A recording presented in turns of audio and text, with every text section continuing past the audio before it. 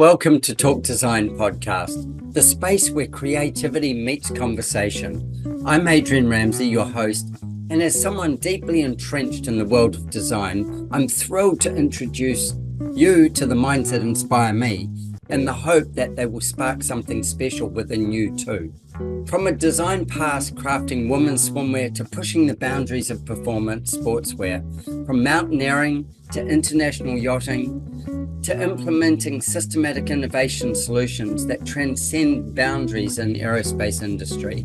My heart remains rooted in architecture, and exploring the emotional tapestry woven by built spaces is my fascination. My journey in design has been what can only be described as a life of design. I want to thank you for lending me your ears. I'm eager to embark on this next episode together. She's from Texas, and she caught my eye because I'm always looking at rammed earth. And Mercedes caught my eye because here's this woman who's a contractor. She's shoveling dirt and stuff. And I'm like, woman in contracting, woman in architecture, and the balance of these things is shifting. And not so much in construction, but certainly in architecture. And I think what happens and what it brings is amazing. And then she's walking around going, this stuff's bulletproof. And I'm like, no, only in Texas. God help us. And then I'm like, you know what? I have to talk to her. So I reached out to her and spoke to her. And then she introduced me to the guys at Firewall, Michael and Joss. And then from them, Michael introduces me to you. But I've got Michael working on a project here in Australia. And just the threads of connection, I love it. It was meant to happen. And I can't believe it didn't happen earlier. And the funny thing with all that is with rammed earth being kind of the thread that it happened through, is it's going to tie back into everything that gets said here from this point on about how we live better with nature and how nature lives better with us if we, I suppose, allow ourselves. So I'm excited about that. So let's kick off. You born in LA? I was born in New York, and Oh, we moved when I was little, but I remember pretty much every day of my life. I remember, even at 2, 3 years old, the streets, the bricks, the trolley cars. And we moved to Los Angeles that was developing. So my father, who's Swiss, my mother's yeah. American, thought, this is amazing. Look at this land, but I thought it was like a pile of dirt. Now it's very landscaped and, posh or whatever. Yeah. But I was really struck by the absence of context Mhm. and absence of architecture. Mhm. And I already cared even at age 3. I felt quite alienated by the physical environment. And this is part of what led me to go to school back east and study in Europe, trying to get back that which I didn't have growing up because I was in the Yeah, Wild wow. West, riding motorcycles and catching snakes and stuff. So I'm going to come back and ask questions. Keep going, keep going. Tell me more. And I think you mentioned Montessori, maybe for your Yeah, family. So, yeah. uh, my parents were into Steiner. We've got a They Steiner school just close to us. So they did not believe in traditional toys, but we learned by doing. So I learned woodworking, electrical wiring, baking, sewing, gardening, bricklaying, instead of having toys, and we didn't watch Uh-huh. TV. This is also very weird in LA to grow up like this. And when I was 7 years old, I was in Washington, D.C., walking in a building, and I saw the building move around me as I walked up the stairs, and I knew that I would be an architect. And the thought Really? just never left me. I just saw that as you rose up the stairs, like the change in the sectional quality, Mm-hmm. I guess you call it, Mm-hmm. I was like, I'm gonna make stairs like this. And then I Wow. never spoke about it again. I never had the conversation. I never doubted. It was told to me that that's what I was going to do. So Yeah, here wow. we are. Wow. Isn't that incredible? I mean, as you said, you've listened to my podcast. There's some of the funniest stories about how people become architects, like right down to it was the first word I understood on the curriculum kind of thing. I didn't understand it, but I knew what it meant. And I didn't like the Yeah, look of the other ones. And so it right. was in the A's, so I ended up being an architect. And That's funny. yeah, And then, I thought it was this, but it actually turned up being this. But yeah, I'm enjoying it.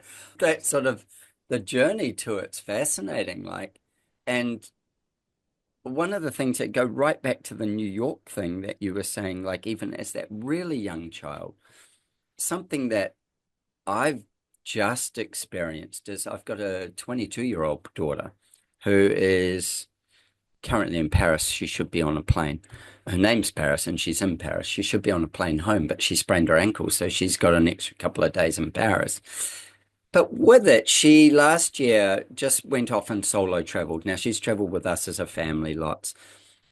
And in solo traveling, she, of course, is like keeping in touch with her dad. Mhm. And she would send me photos from Valencia, or she'd send me photos from these towns.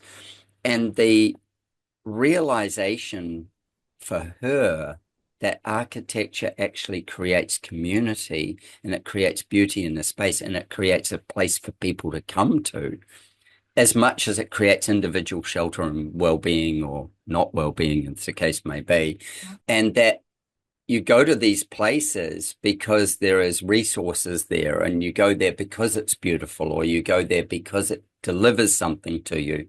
And architecture is responsible for that because it's Mhm. where people gather and it creates a place within a place. And that clarity, that's New York, Mhm. you know? Otherwise, it would Yeah, have been a beautiful island with beautiful well, and Indian I people. I really think that the Maslow's hierarchy of needs is wrong because it talks about shelter as the most foundational, and I actually think a sense of belonging is more important. And often Oh, people will spend their last dollar to, let's say, buy a piece of clothing or a watch that will give them status, that will help them find a mate or to fit in with a crowd. It's oh. like belonging to something is more important. And because architecture isn't doing that, the American public will get wrapped up in like the Marvel universe Yeah, they'll instead. go.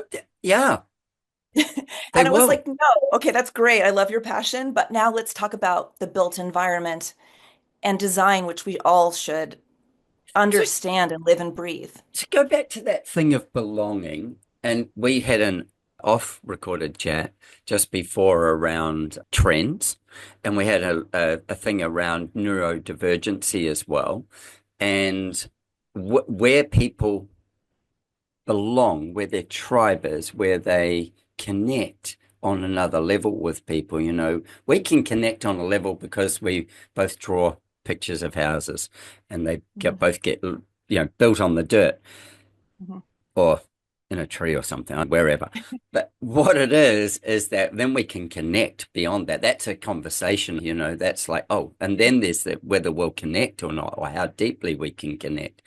And I suppose most people, their first point of connection is their family and and probably their early memory built space because their sympathetic nervous system would be looking for surety Mhm. somewhere in there, beyond just their mother's protection. And I was having this conversation with Paula Baker Laporte yesterday around, so we're seeing like about 50-50 in male female entering the world of architectural studies. And I said to her, so do you reckon that out of the 50-50 that are entering, that maybe around 10% of the females will go on to do digitally built space only and never anything that's ever physically built in reality in the world. And men, I reckon it will be over 30% will stay in the digitally built space where Mhm. women will actually take the lead on for a period of time. And I say a period, I reckon it could be maybe 50 years or something. They will take the lead on the actual physical built space as we Mhm. transfer ourselves, I'm going to say, to Mother Earth, as Mhm. we more get connected with Mother Earth. So it'll be that feminine energy that well, men have got it as well, but that feminine energy that's That's going to become more attuned. Tell me your thoughts.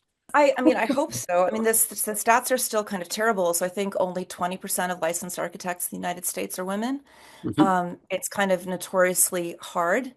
And often, it's quite often that people will marry an architect and maybe the husband will get his license, but the woman won't, but she'll still work in architecture, but not take her boards. I had an all-female office for about 15 years, just trying to kind of fix the stats on this. And I want exactly that, the balance. Yeah, Because you see people who are afraid to speak up. I mean, in architecture school, I did not do well in architecture school. I mean, you talk about how people end up. I knew this is what I wanted to do, but everybody told me to quit and to stop doing it. really.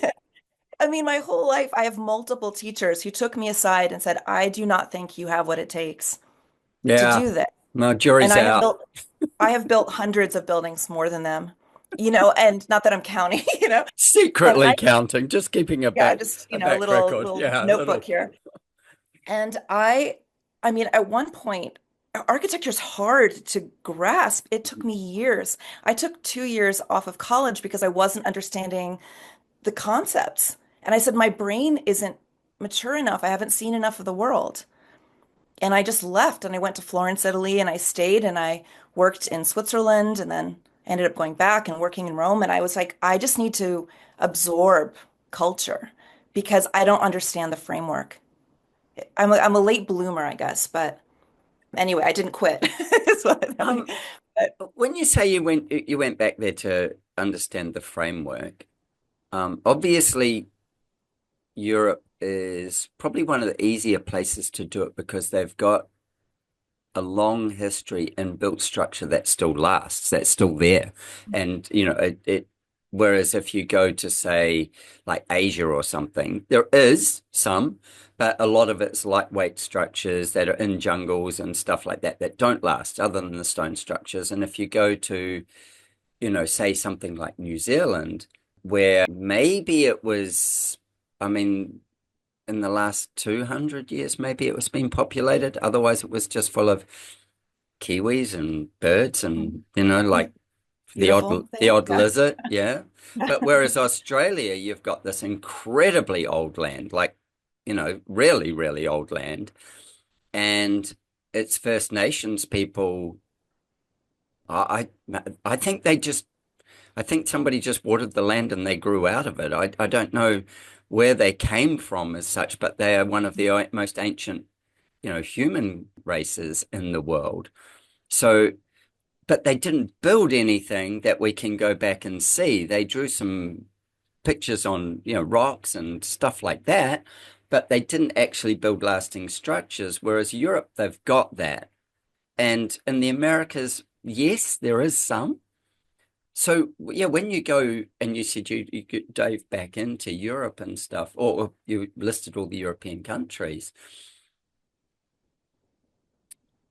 is that why you can do it there and get that sense of time and space, but in a physical thing? Because I could take you to, Uluru, the big rock in the middle here, Mhm. and you will get in, I mean, the sense that you will get will never Mhm. leave you. And I've been Right. in Africa, and there's places in Africa that I always say to people, once you've walked on the soil in Africa, it owns you and you own it.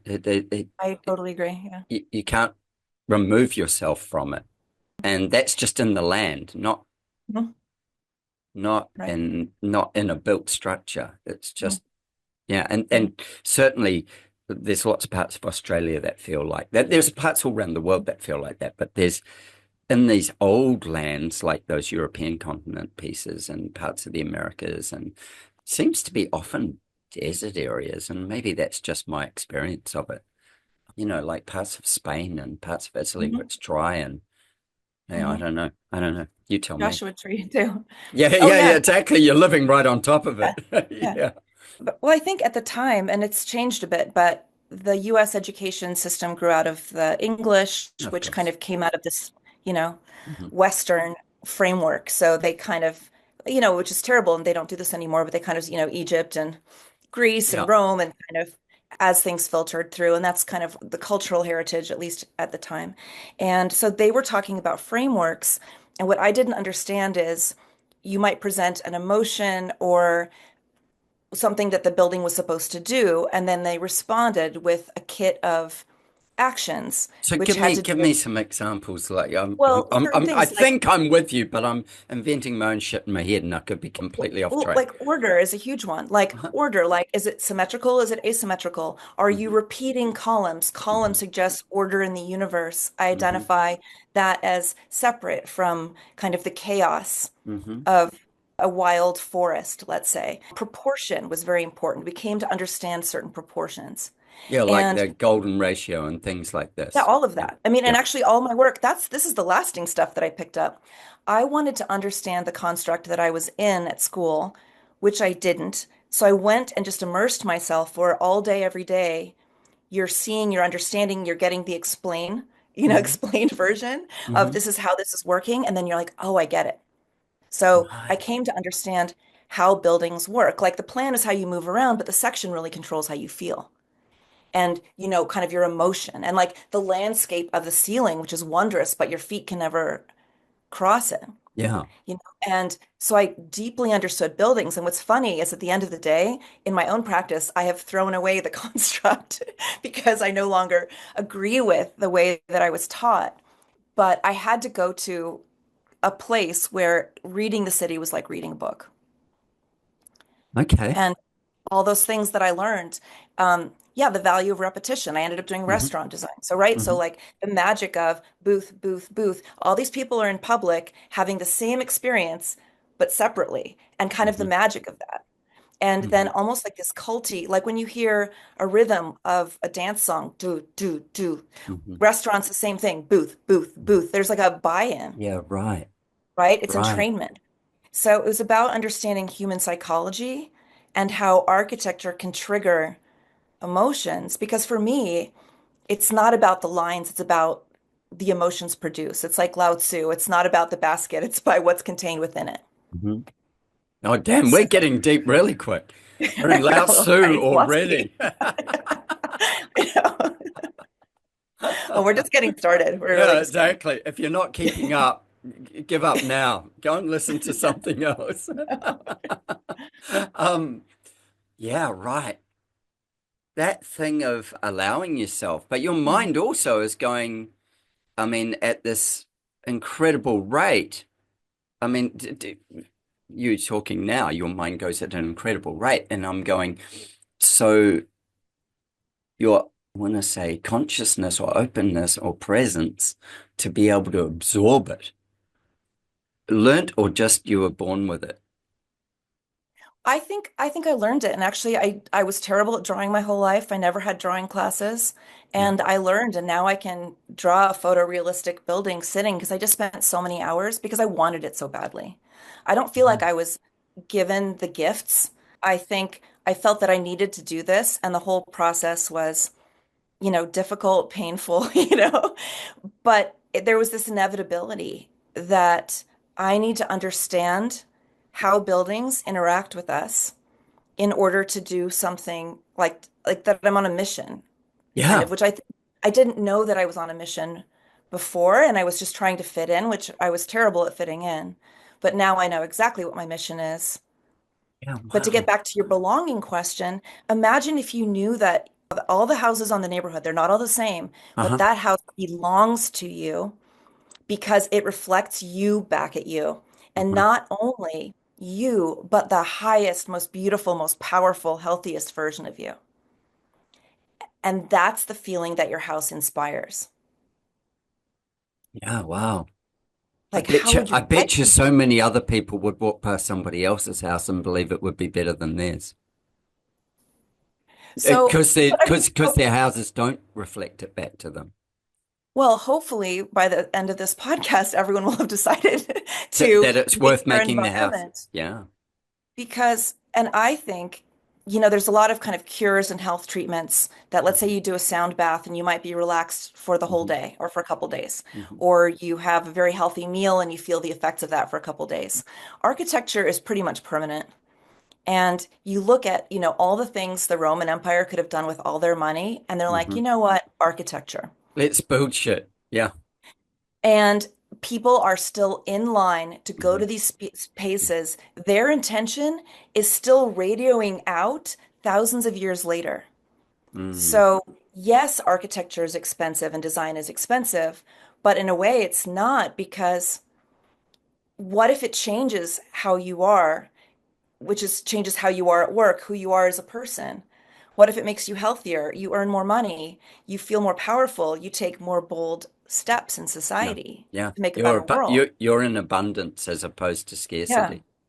Mm. So I always tell people, people have this idea that they're going to make it and sell their company and then they're going to do their dream home. I said, you have this all backwards. Yep. Just Yep. do one wall now. Like it could just be the head wall of your bedroom or Just a do wall in that. your office. Just Just do one wall. just Start. choose to start. Yeah. I like that. I like that. I've got several clients that have come to me and said, well, we've got this piece of land. Um, Sometimes they don't even have the land. They've and they say we need to draw the house. Hmm. And I'm like, well, I need the land to draw the house, but let's just then choose what, if we don't have it yet, Hmm. let's choose the elements that that land will have and let's draw for that. And then Hmm. we break down that whole thing of, what kind of view would they need? What kind of time of the day would the sun do? Where would it be? What would it be happening in it? Just breaking it down and breaking it down and breaking it down. What would it smell like? What would it smell like Hmm. after it rained? Yeah. All these different things. And then we draw something that is suitable for that land. And I say suitable, ideally better than suitable, but it's right for that land, and it's starting the story of them and that land. Yeah. And And then we will celebrating. come Yeah. back to it in 2 years' time when they go, we found the bit of land because they've envisaged it. They Mhm. know what they're looking for. They know what it sounds like, smells like, Right. feels like. That all that comes together because they've already put the vibrational energy in the right place to make it come together. Exactly. Yes, I would Yeah. almost tell everyone draw your dream house now because also, as you know, it takes years to get a design right, Uh-huh. especially if you're coming from zero background. Hmm. You think you want something because you saw a picture of Rick Rubin's house or, whatever. I want And Rick Rubin's house. Yeah. well, I'm a maximalist and I need a hand woven textile. So, um, but it's start there and you sit then sit with it. Yeah. And Yeah. it's not Yeah. meant to be intellectual. You're supposed to feel this with your gut and have multiple things in front of you or use Pinterest. Hmm. I encourage people to use Pinterest all the time. Start to find your aesthetic style, and every time you visit, throw stuff out, add new things, have it be a Hmm. design journey. Hmm. Well, just like the work that you do to open people to design, there is not a Hmm. person on this planet who it's okay to not understand design. We have to. We Oh. live it. Well, Live it. this is going to be this point that, like, I mean, you've probably heard me say it before. If it wasn't designed by nature, it's designed by us. And Yeah. for the most part, we've done a really shitty job of just Yeah. getting it across the line. And Yeah. we've ruined a lot of what nature had doing Hmm. that. Just, Hmm. humans just getting it across the line. And then you go back to what you just said about, the Roman Empire, and they actually built things with intention and Hmm. probably you're going to tell me this for sure. I feel it coming. But the geometry that they used to build it wasn't by accident. It No, wasn't, oh yeah, we'll not just do one that. hair. I mean, yeah. No, everything was deliberate, and it's sort of like it makes me think of, say, a Buddhist mandala as well. Mhm. And everything about that is precision, and it's engaging energy into it, and it's taking the time to do it. You know how they throw them out? Hmm. It's Yeah. impermanent, so then they wash Yeah. it away and Yeah. set it free into the universe with all the Hmm. intention.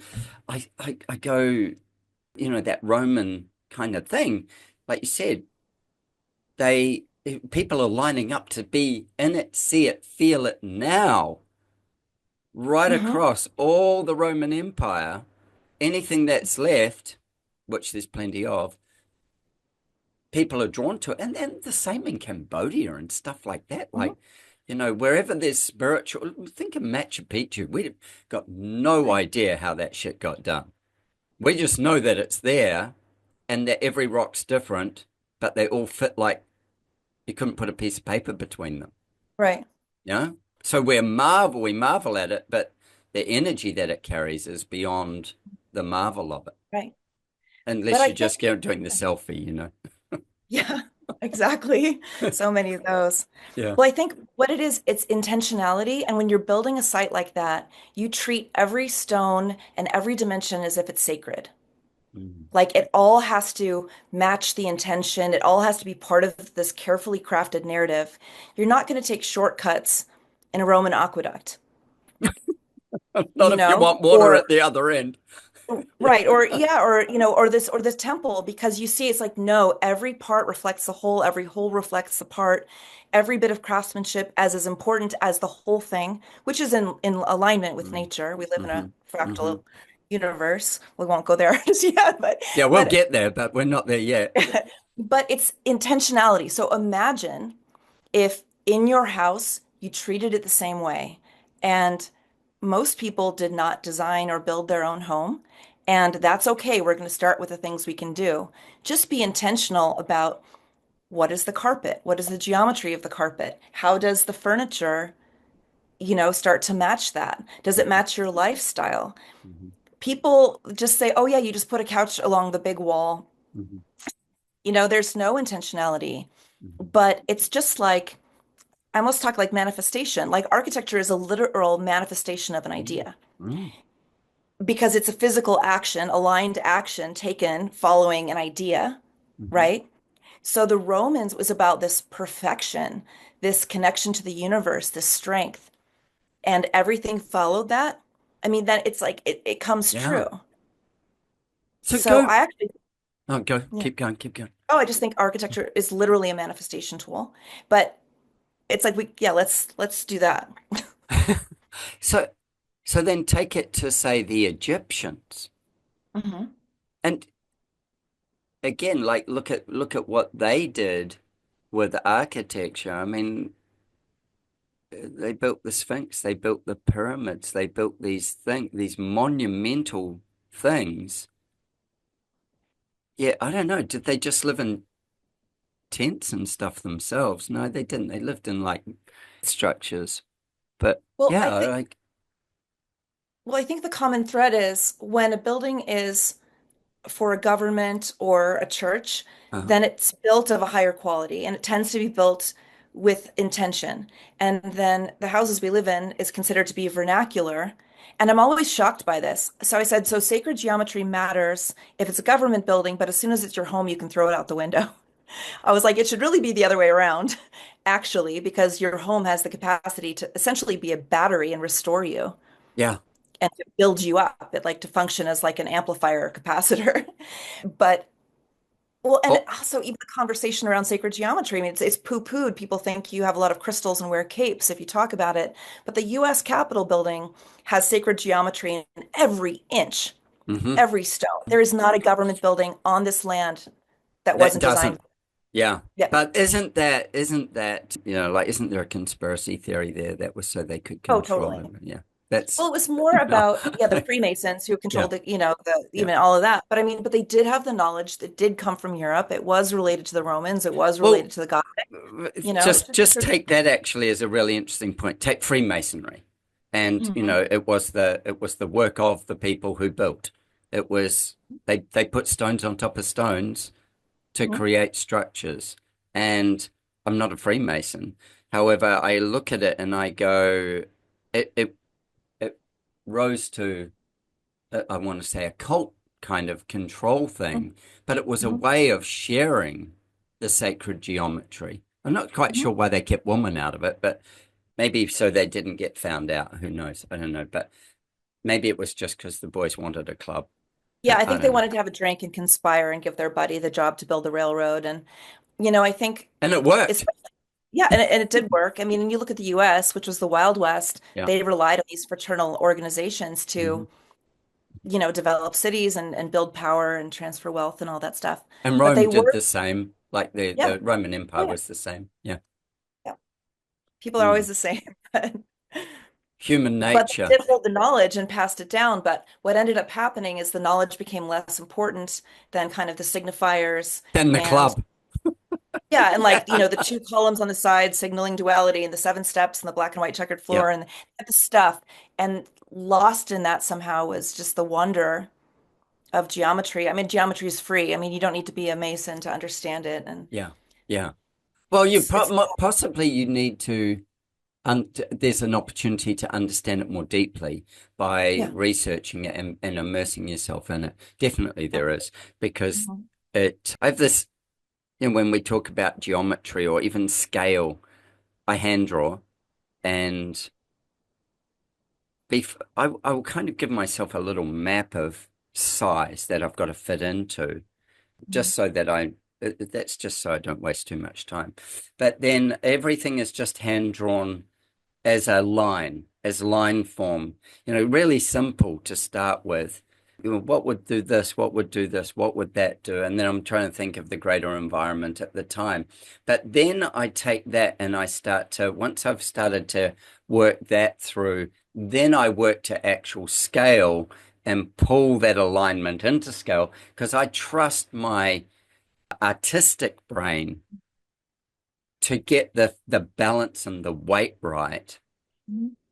versus the, what am I going to say? My analytical brain to do it. Mhm. So I'll start with my artistic brain, and then I'll move from my artistic brain to my analytical brain for actuals at the end of the day. But yeah, I find that piece really interesting around, you can learn it. And especially one of the things I say to people a lot, they say, I want to be an architect. And I go, oh, okay. Why do you want to do that? Is it for a business reason? Or is it because you feel the need to leave a legacy on the earth? Or why would you want to do it? And they all have different reasons. And they say, so what do I do to become an architect? And I go, well, you go to school, but before you go to school, my suggestion to you would be to buy a pencil and a nice sketch pad and go and draw 100 buildings in Mhm. detail. Draw every detail. Find old buildings, find new buildings, find houses, do that, and then do the same with landscapes. And just draw the detail. And you'll learn construction through drawing detail. And you will also learn how things are layered and how the light works in it. And if you can get through a few hundred of those to start with, you'll make the decision whether you want to do architecture or not beyond that. Because It's you'll beautiful. either get there or not get there. Mhm. And if you don't Yeah, get there, don't do it. yeah. Go and build game sites So on the true. internet That's or whatever, very but beautiful advice and very well put. yeah, I was lucky enough to have a teacher who did that and just, well, in Florence, Italy, we were, instead of looking at a slide, you go to the building. yeah, So it was like Brunelleschi, Alberti, whatever. And sometimes 8 hours a day, freezing in a church, no measuring utensils, no tapes. They didn't have lasers, yeah, and it was just seeing geometry and draw, plan, section, elevation, detail, plan, section, and I hated it and I complained and it was cold and I was uncomfortable. But what I got is when I walk into a room now that has the golden section or a sphere, I can see it without anyone. It's like I see it in space yeah, because my eyes learned to seize the geometry, yeah. you Wow. know, How awesome. because if you do it long enough, I think it would happen to anyone. Oh, absolutely. It's a practice. It's a, you've learnt it. You've learnt it, Mhm. but not have you only learnt it, you've embodied it. And now from embodying it, it becomes the driving foundation for how you view everything. It becomes that layering. Yeah, yeah, I think it's fascinating. I mean, yeah, you should just be running amazing tours with people who they've got to qualify to get into, to come on your tour. Oh, It's like, no, no. no, go away and do 2 more years work and then you can come. You're not ready yet because You're the not level ready that you're talking at, for the you're, deep dive. Yeah. yeah, yeah, yeah, yeah, yeah. we can let you see that one over there, and that will probably fill you up. If you're interested beyond that, will know because you'll have done all these other things, and then you'll be back here knocking on the door saying, "Can I come in, please?" You know, or we'll have found you. Yeah, it's that thing of I want to just say connection. And I'm doing it like this, is like it's this, you know, vertical connection that and when things start to drop in Mhm. and you start just putting a piece, a piece, a piece. You said before about the emotions, and we talked before we started recording about Thomas Heatherwick and Humanize and these emotional studies that are being done on how architecture affects emotion, and we know it affects emotion. Frank Lloyd Wright, we'll compress them, we'll release them, we'll put the light over here, we'll drag them towards not drag them, they'll drag themselves towards the light. Yeah, the Yeah, bent down yeah, effect. that's it. Yeah, you'll crawl, but you'll go. Yeah. Um, and Frank wasn't very tall, so those kind of things are where that emotion is definitely architecture evokes emotion. Brutalism versus, say, mid-century, these levels of the way architecture evokes emotion. And it speaks to different people in different environments and in Mhm. different contexts, depending where they're at in their life. I want to go two ways on this. I want you to tell me about the emotional part. And then I just did a podcast a little while ago with a lovely lady, Helen Morecambe. And with that, we were talking about biorhythms. So male biorhythms being 24 hours long, female biorhythms being 28 days long. And I want to see where we can cross into that depth of understanding of both those pieces as well. Go for it. Tell Well, me about like, emotional and architecture, because I do a thing called an emotional floor plan, and I know I'm about to learn a whole lot here. So when I'm looking down, I'm writing. I love even your approach to trust intuition. You think about, like Mies was not trusting intuition. I mean, he had it, obviously, he had an aesthetic, but it was all about line. And they were like pushing experiments. And I think modernism was a valid experiment, and it's good that it happened. It's good that it's fading away. But sometimes I'll look at a floor plan. Yes, we have constraints, we have setbacks, we have a budget, we have a rough size. We know what would be the correct kind of massing for a site. But I like to go back and almost do different layers on top of the plan. So I talk about kind of choreographing the life of different people. So I love to come into a smaller foyer and then open up into a brighter room, hallways to drop the ceilings, open to the bedroom. Where do you want that expansiveness, the contracted? I talk about it like a heartbeat. You can't just have one flat ceiling height. You It's can. like, well, you can. Yes, you can. But it's like, how is the energy going to move? It's like still water versus flowing. When you create a rhythm and architecture, well, this is how I got into the music thing. Like music, is experienced over time. It's a series of proportional relationships that are experienced over time.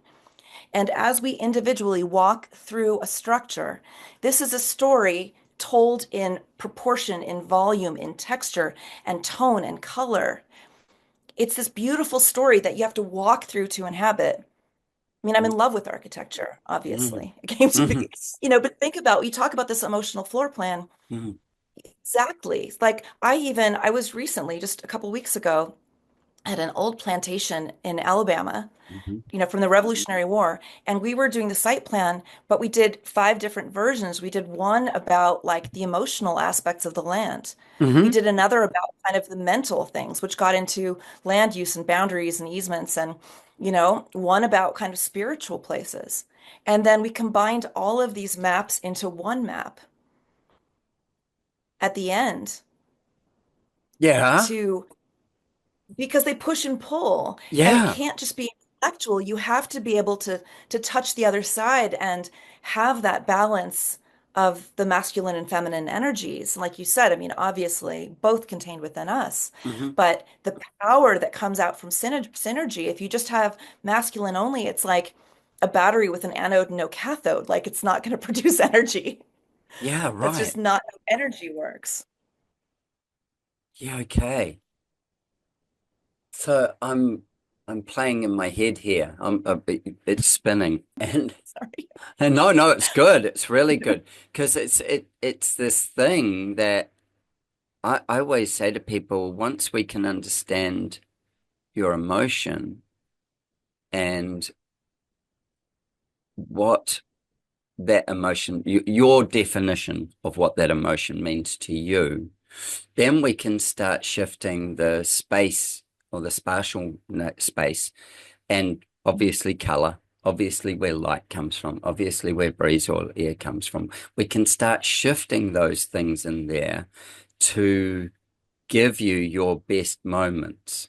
So, it might often, we'll pull it down to make it feel intimate. We'll expand it to make it feel freer. And then how do we do that in an expansive space? How do we pull you down to an intimate space? And we can do that just even with lighting at night, but during the day, how do we do that? Where do we let the light fall from? What does does that irritate? Is it sunlight or daylight? What is it that you're getting? If it's sunlight, will it irritate you because you'll have glare or whatever it is, whatever it is. And then we get to materiality and we go, is how much of a pollutant is noise? Um, Yeah. like, is it a pollutant Understand what or is it a everything is. joy? How do Mhm. we play these elements? And then when we start to play these elements, and then you go, a step beyond that, and you go, well, if we could give this, negative ions, so then, like rammed earth or something, and calm our sympathetic nervous system with it.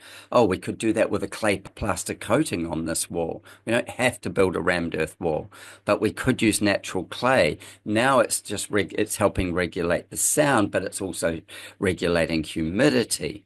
And it's feeding off negative ions into our space, which gives us calmness and security. And then you go, you just keep adding a Layering. piece, layering it down like this. And like that piece when you said before, just start with something. Um, Yeah. and I take that and then go, you in Europe discovering the connection point between the discovery, your own feelings, your own emotional feelings, and then layering that to how will the architecture respond for the overriding mood that you need in that space or that you wish to have in that space. And they will go back to, Maslow. Let's just say he was right, and it is, security is our first thing that we need. Then how does it give us that security that we're okay, that we don't have to run? We don't have to move that blood to those places. We can actually let it flow more gently through us. But I really do take that other point of we are tribal first and we are connection first. And Mhm. yeah, so, Then you layer in the order. Like if you look at like the Pantheon, for example, in hmm Rome, it's an hmm iconic building. It's just a portico and a sphere, yeah. basically. If people don't know what building that is, it has the oculus in the center. The simplest of temples, right? So it's a perfect sphere contained within a box, and there's a portico on it. But even the order of the columns, that hmm gives you a sense of security. So it's hmm not physical security, someone can walk through it, but in a chaotic visual environment, you see those columns, The let alone rhythm. that monolithic, granite shipped from, Egypt or Yeah, whatever. yeah.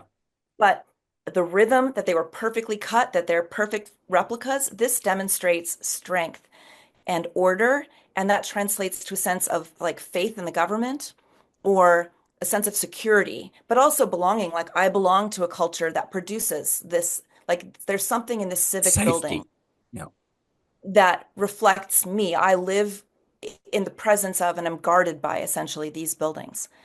But then other things, I mean, just to look at the simple buildings, there's a portico, when you enter the portico, you're neither inside the building or outside. You're in a Hmm. transition zone. Hmm. And then there's this whole magical thing, which we are lacking often in American houses, of like a threshold condition.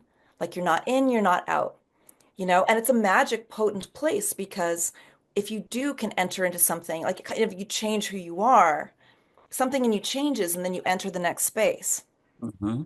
rather than, oh, I just fell Hmm. into the living room, which is Hmm. very jarring. Hmm.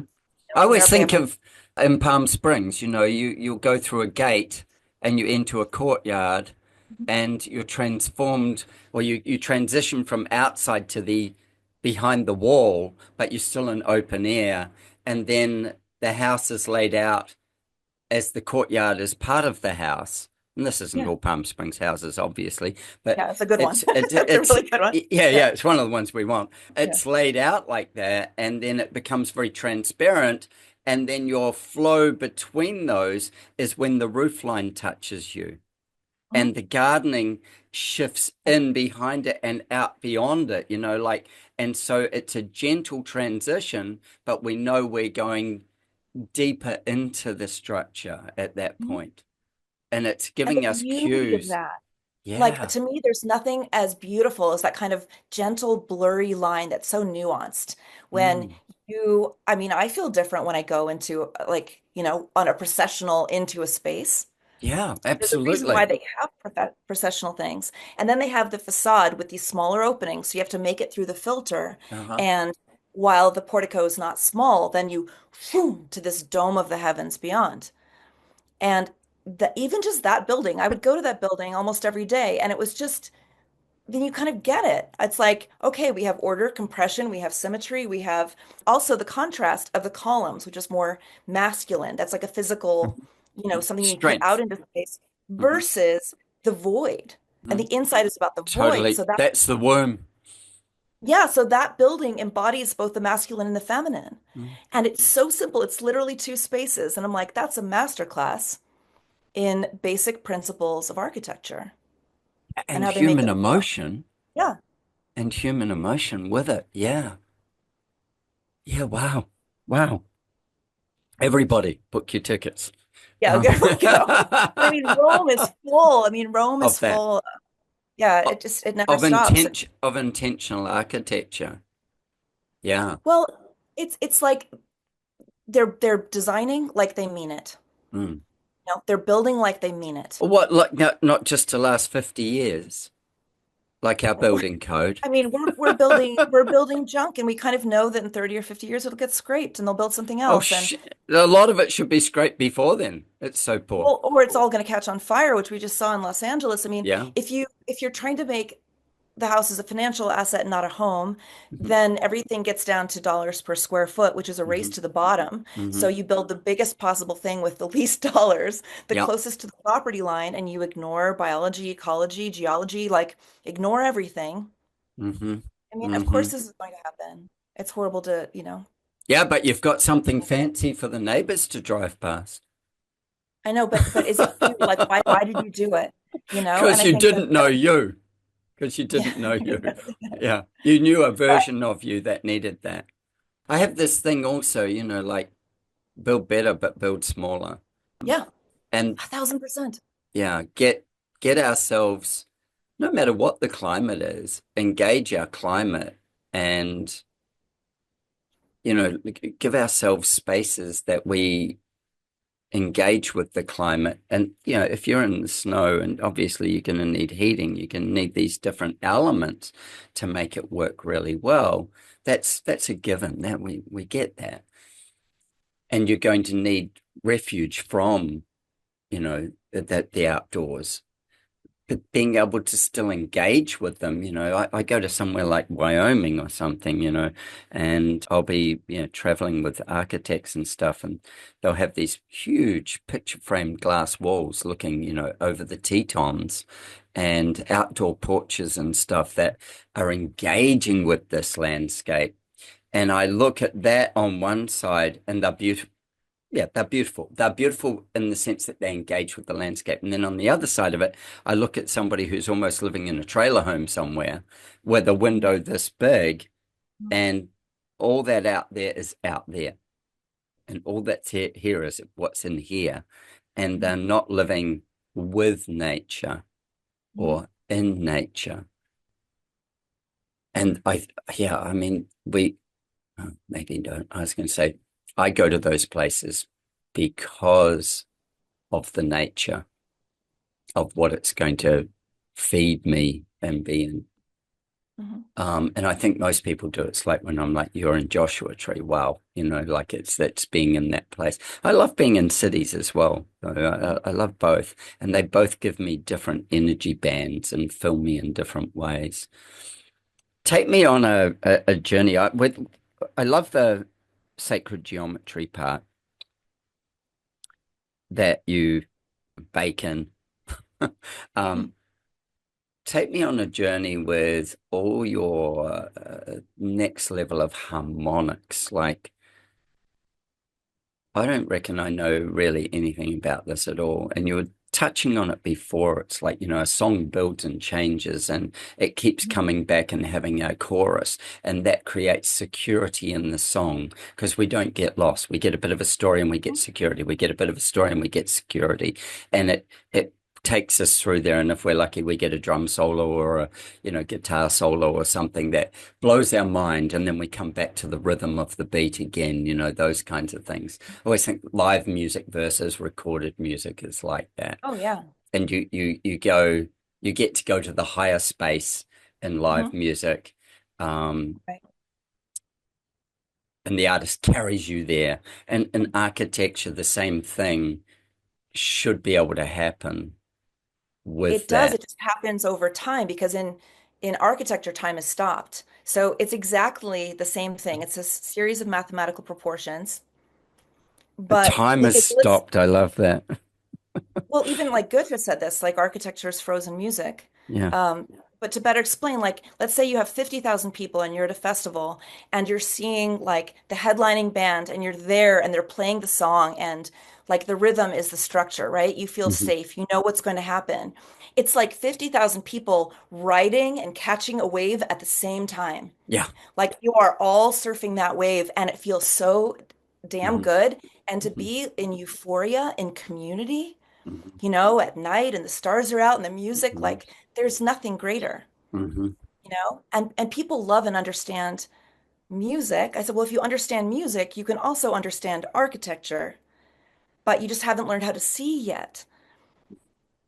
And so, but think about something like Notre Dame. Hmm. Notre Dame has similarly inspired people to tears, but it's been over, 1,000 years, one or two walking at a time. So the 50,000 people went through, but they went alone. Yeah. We don't experience architecture as a group. We experience it separately, individually, but it remains there throughout time, whereas music is attached to time. It's hooked to time. Yeah. But also music, another artist can take it and rearrange it. Yeah. And and like you said, with architecture, once it's kind of built, it's built. You can alter it, sure, but then you alter it, you can't put it back to what it was either. Well, you can, but Right. yeah, it, Mhm. the because we live in it, architecture very rarely doesn't, I'm thinking this is like sounds like shit now. I'm about to say it. So I'm going to say it and then try and correct myself, I think.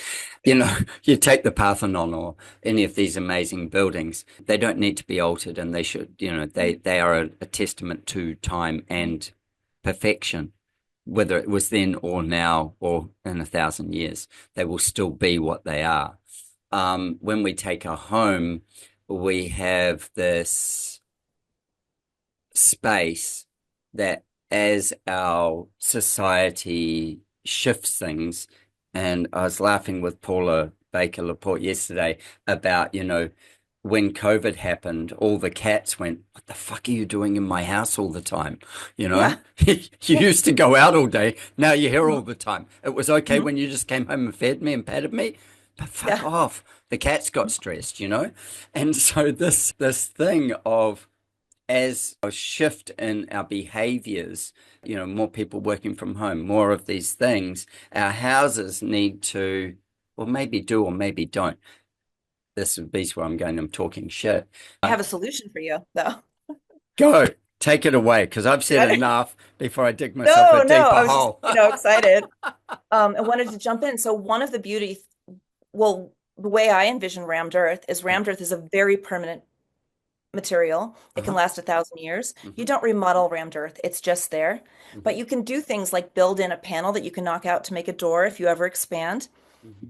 A lot of people, once you've made that thermal envelope with the rammed earth, Hmm. you now have a home that's fireproof, floodproof, bulletproof, You've got to say will be that there for forever, Mercedes. It's bulletproof. modulates humidity, but your Yep. interior walls can be anything you want. So if you want to build a tent city inside, and then your kids inherit the house and they want to make cob walls, and then someone comes and they want to make it out of, shoji screens, Yeah.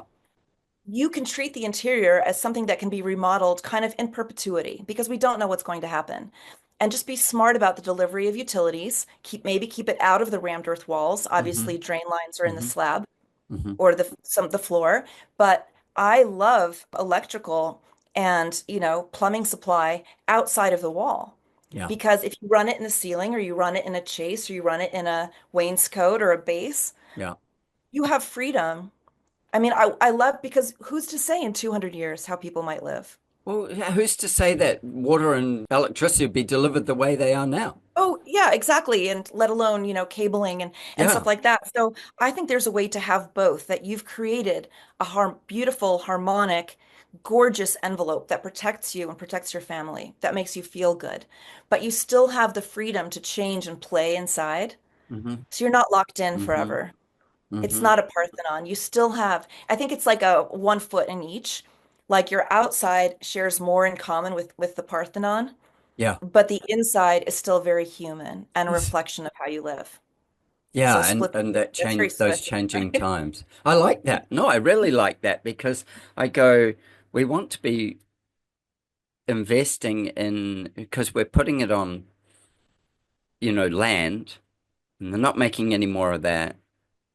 And we're going to spend a lot of money whether we do shit or whether we do good, where it's Yeah. still going to be an expense.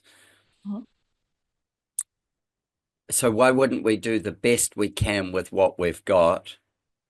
And that might be budget as well as materiality and everything else. Why wouldn't we just be rigorous and do the best we can with that so that, I agree 1000%. yeah, I yeah, mean, yeah, so go ahead. in hundreds of years, it's too valuable Mhm. to knock down. I say that it doesn't stop people from knocking it down. And there's this other thing about when it's right. So the timelessness of good design. Mhm. So does it speak to its place as in materiality? Does it speak to its place as into weather conditions and those things? Like is the home consciously engaged with its environment? And if we can get that right, it gives it longevity, and there's no need to replace that part. Yeah. Yeah, I was talking to somebody the other day, and they were saying to me when they were at architectural school, they said the thing that just blows them away is they would spend, days and days discovering a piece of land and, who's lived on it before, what were like, your First Nations people, whatever it was. Who's what's happened on it before? You were saying about it down in the south. What's happened in that space before? And energetically understanding it as much as physically understanding it. And then with that, working with that knowledge. So I go to Ho'oponopono, the Hawaiian prayer, and I go to that and I go, okay, so sometimes that land may need a certain kind of healing. Other times that land may need a certain kind of structure or whatever for it to be its best land, rather, because we are going to alter it. That's a given. So what is it that we need to do to get there to make it worthy of the money and the dollars that are going to get spent in it. And how does that Mhm. go from all this talk to sticks of lumber or pieces of Yeah. dirt or pieces of concrete or whatever? How does it go from talk to that? And how do we do that with all that intention and meaning and hopefully get it as close to right as possible? Well, it sounds like your heart isn't exactly like the right place to be like a true translator and understander. I mean, I think that's what we are. I think architects are Mm, meant to be translators. And I know how to pull an idea down and turn it into a 3D form. And the way I do that might be slightly different than the way you do it. mm, But it's like cover versions of the same song, like you're saying. It's mm, like we're doing the same song and just in different ways. And we are used to certain environments and come from different places. And all of that's beautiful and it's human. mm. So human. I like the idea that things are both perfect, but you also see the humanity. To me, that's the ultimate. Yeah, absolutely. That to me is the absolute ultimate, and that comes to also when you're building with materials that will naturally weather over time and stuff, and maybe even need replacing at points. They're aging in place, they're like that, but they're Yeah. doing it with elegance, and there's something absolutely beautiful about that, the time that it somebody's had to take care of it to nurture it to this point and beyond. It's like Mhm. that thing you take a house, if you take any house pretty much, and you just lock it up for a couple of years and then come back and it's not the same house anymore. It loses its it loses its energy Mhm. and it feels abandoned. It loses its community or its whatever's rushing through it, and it starts to grow mold or it starts to give itself back to where it came from. Yeah, to the earth. Yeah. Yeah. Yeah. Ultimately, the earth says, well, you're no longer being used, so we'll take you back. Mhm. And Um, that's what the mold is doing, is trying to help us, really. You know? yeah, It's right. like returning it to the earth. It's like, hey, I'll help you. I'll Oh, get sorry, on with the dog's job. barking at the door. Let me just open the door. Sorry. Yeah, no worries. Sorry. Wow. It's all good. I Okay. just paused. Yeah, that's fascinating. Okay, so now I derailed us because I could keep doing this for a month, I'm I sure. could talk to you for a million, yeah, Oh, a million yeah, hours. yeah, yeah. Exactly. Me It's too. not hard. Yeah. Um, Take me through the harmonic piece of the geometry with harmonics. And look, if you go to your website, there's a whole piece on this on your website. And one of our, senses is hearing. And for those of us who are gifted enough or lucky enough to have hearing, take me through the harmonic sort of like piece that you do with architecture. I'm fascinated by it, and yeah, want to learn. Like, Well, I think, this started with studying temples, really. And you were talking about the different types of temples, whether it's like, a stupa or it's a Hindu temple, or hmm we're looking up into a dome or a mosque.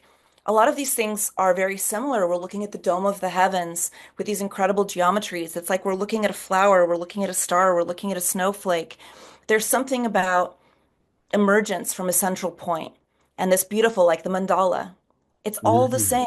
It's all the same, right? And this is during the pandemic, or when the pandemic started, I had become attracted to those cymatic images where they play a hertz frequency in a vessel of liquid, usually round, and then the surface begins to flutter and they take pictures of it. So And it they makes these, hold on. They take my heartbeat. You said a or just a heart's town, it could frequency. be like Oh, 67 hertz. right, Eh, cool. Yeah, yeah, I'm And with you. they play it in this little dish. And then as they up basically the amplitude, hmm at a certain point, the waves start to get in sync with each other. hmm And as they get in sync with each other, they start to produce these incredible geometries. hmm Like it looks like a cathedral ceiling, it looks like a flower, it looks magical, and you start to see all these lifelike forms in it. It looks like, mushrooms and aliens and you know what I'm talking about? These hmm sound images. So I took a class in this as we did during the pandemic, taking online classes, and it was a physicist on the East Coast who studied these and, kind of taught us how they work, and he was photographing them. But when I was looking at this, you know how those images flicker? As an architect, I understood that we weren't looking at a changing 2D image. We were looking at a three-dimensional shape that was cycling through the surface of the liquid. It, it was like taking an MRI Uh-huh. Uh-huh. of the object, but that meant that there was an object that was getting sliced. And that object was a geometric shape that embodied, when the Hertz frequency met its harmonics, that's when these beautiful forms emerge. And Right. so I So, thought, sorry, I got to get this in my head. So when the Hertz frequency, we can't see the Hertz frequency until we put it into something. So in this right, case, you put it into water, say, in a dish.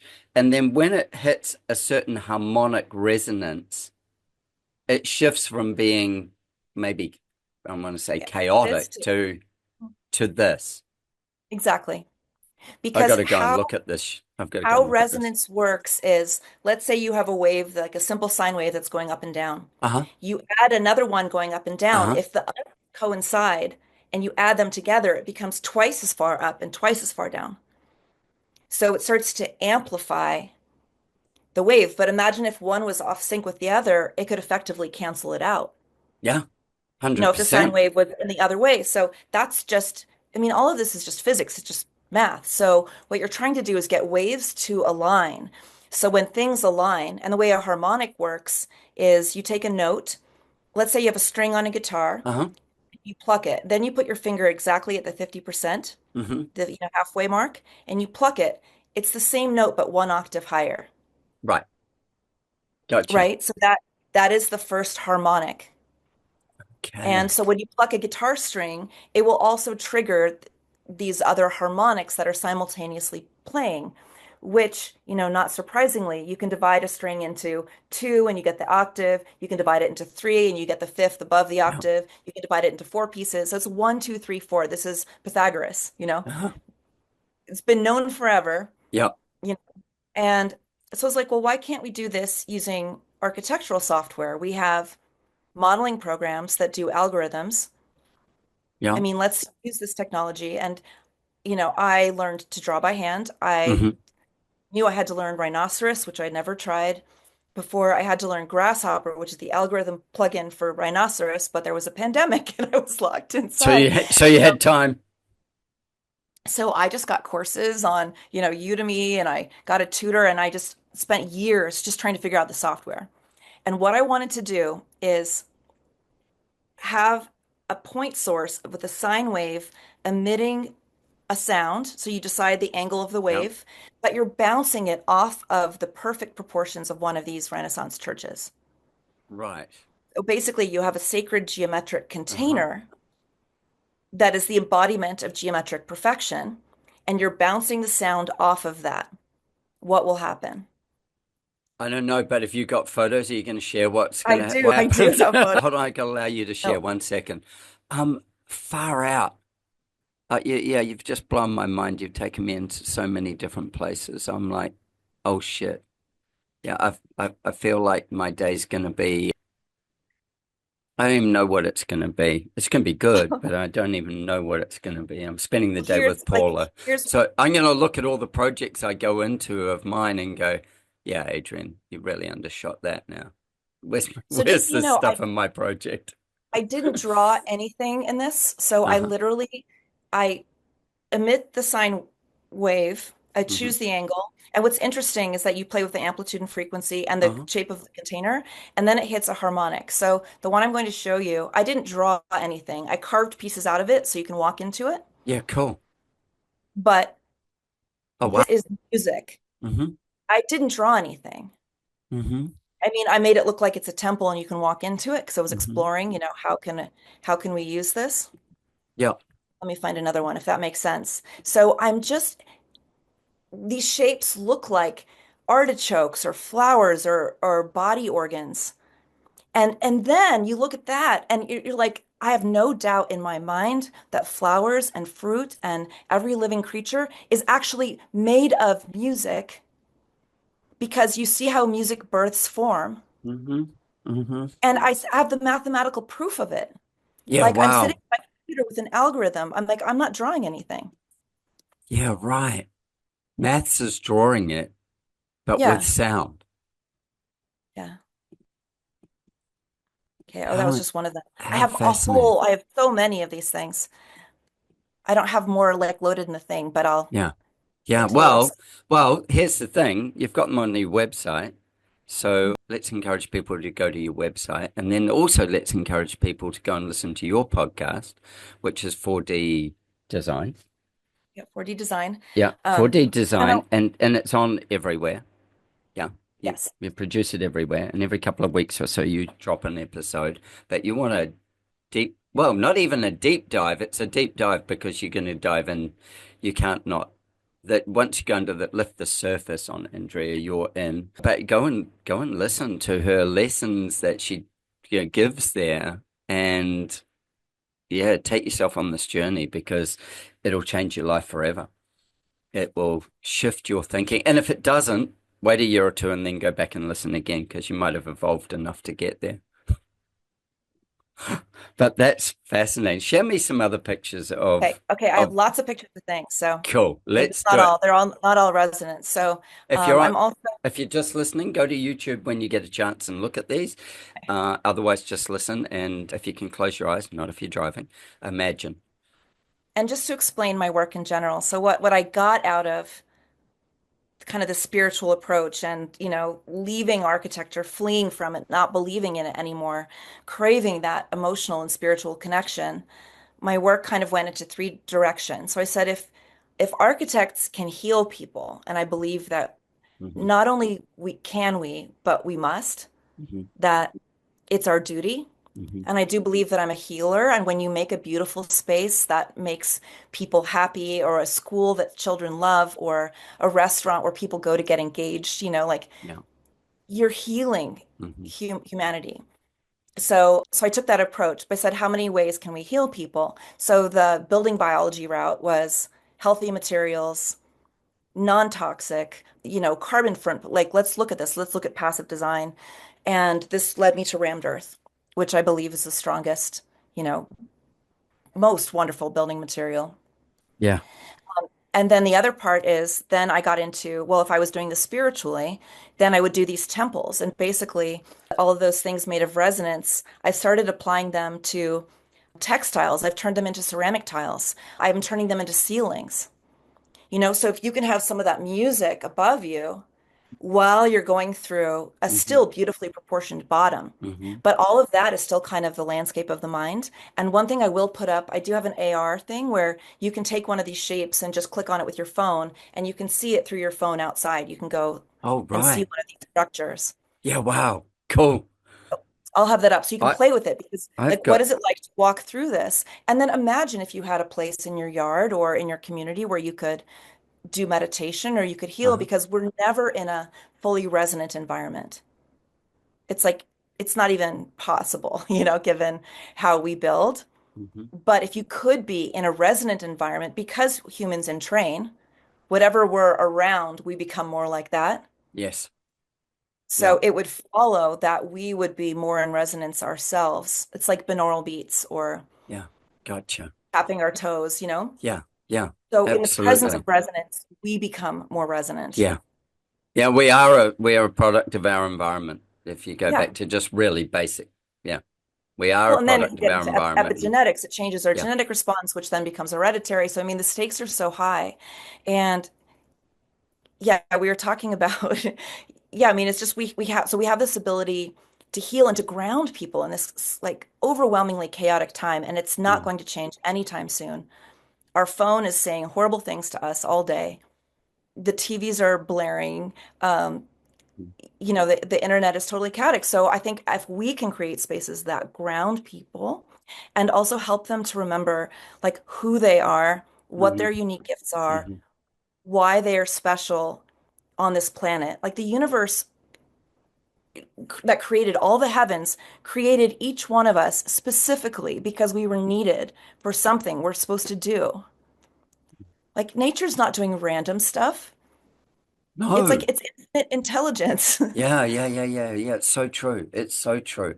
And it constantly morphs and adapts and grows and shifts and changes. And, whilst it's got its staple things that it does, it it's constantly environmentally shifting as the environment shifts. And humanity supposedly does the same. Well, if it does the same, then it's got a chance. But I think when we start making places that aren't based in ego, that are based in intuition, that are based in emotion, that help people ground, discover who they are, and then rise as leaders, Hmm. you know, able Hmm. to affect change. And we're a part of that because we're taking ideas and making the physical environment, which is changing people's genetic response. It's a huge responsibility, I think, to be an Yeah. architect and a privilege, you know? Oh, an absolute privilege, and yeah. Don't get. I'm not going to go Anyway, down so that we're rabbit starting hole. down another. Yeah. So We anyway, are going to do it, but we're not going to do it now. but back to my train. So I said, what if things are just physically healthy? And I can show you an Yes. example of that. So Yeah. I Cool. became obsessed with rammed earth, but also like, let's look hard at this. Let's come up with solutions that are efficient. Like we use the same Hmm. formwork over and Hmm. over again. Hmm. And sometimes people say, well, if I have a simple kit of forms, isn't my building going to be boring? And I said, look at, Lego and Minecraft caused the biggest explosion of creativity. Yep. Constraints are fine, you know? Yeah. Don't worry about that. Just look at 8 notes in music. There's only 8 notes. Right? Yeah. Exactly. Yeah. With, Everything's four. Yeah, everything's how you arrange them. And I think there was a piece Exactly. that you said earlier, which I think really resonated with me. It was like when you went into, say, the Parthenon or wherever it is, and there's suddenly the space. And I said, oh, yeah, like a womb. And, Yeah. I go back to Eckhart Tolle, I go back to all these different people. The music's created by the space between the notes, not just the Yeah. notes. It's like, Yeah. it's a combination, and I call it the God space. One of my great friends in LA, she calls it the Godiverse, so we'll call it the Mhm. Godiverse space. Right. That's No, what but music creates does this magic. and Yeah, architecture does too. So yeah, actually what it's doing, what that space is you're neither in the past or the present, you're somewhere in between. mhm, I know yeah. exactly of that space that you're talking Mhm. about. Architecture does it too. I know I got that earlier from one of the pieces of our conversation. I don't know how many notes I've got here, but tons. And I'm like, oh yeah, I get that. Now I can go and experience that again and embody it as I live it. Show me pictures and Okay, tell us so about them. this is like a radically healthy house. So Uh-huh. this was kind of a fun experiment of actually separating the roof from the structure, and then the roof is curved, and the roof is, I mean, the top roof is pitched, and Uh-huh. then the roof below is curved. So you have the Venturi effect to draw air across the Yep. volume. Yep. But it's also separating the waterproofing from the roof of the structure, which can be a simple a masonry vault, actually. Mm-hmm. So the building has tremendous mass, and then all of this is designed. These are actually greenhouses, like an earth ship. So in Mm-hmm. the winter, the sun goes in, heat is collected and let out into the residence, and then completely shaded in the winter. So this was just kind of a fun way of playing with rammed earth, passive design, earth ship. I mean, why can't we have all the fun, you know? Oh, why, if we're not creating fun with it, then we're not engaging emotion. And Like, and what the heck we are we use doing? fun as emotion as a word to describe emotion of meaning, but yeah, the fun and the thoughtfulness of it, take it however it works for you in that space. I know you and I both probably describe something that takes a lot of thought and a lot of hard work, fun. That's Oh, yeah, it's not just a definitely. party. It's yeah, it, the Okay, I the got to show the you. the party is in the work. Well, no, absolutely. Yeah, absolutely.